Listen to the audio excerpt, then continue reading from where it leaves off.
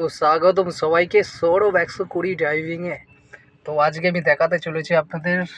দেখুন আমার সামনে আমি এখন আছি দোলতলা পার করে বিডি কলেজ মোড়ে, ঠিক আছে। আর এইখানে দেখতে পাচ্ছেন কত গাড়ি যাচ্ছে। হাইওয়েটা একদম ভালো করে দেখুন আপনারা, ঠিক আছে। এখানে গাড়ি সব স্পিডে যায়, যে গাড়ি যাবে সেই গাড়ি স্পিডে। কেউ কত স্পিডে যাচ্ছে দেখুন, এক্ষুনি একটা গাড়ি আসবে, দেখুন কত স্পিডে যাবে।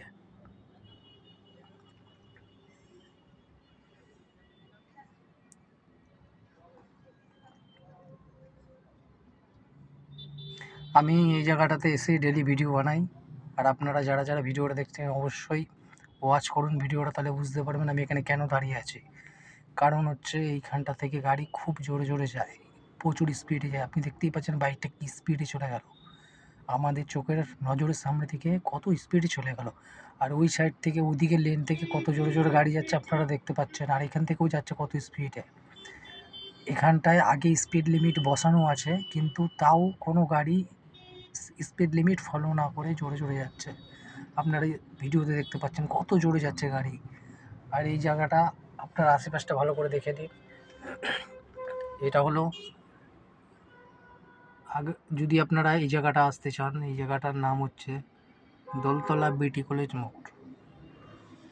আর গাড়ি দেখতেই পাচ্ছেন কত জোরে জোরে যাচ্ছে, একদম স্পিডে যাচ্ছে গাড়ি, যে গাড়ি যাচ্ছে সেই গাড়ি স্পিডে যাচ্ছে।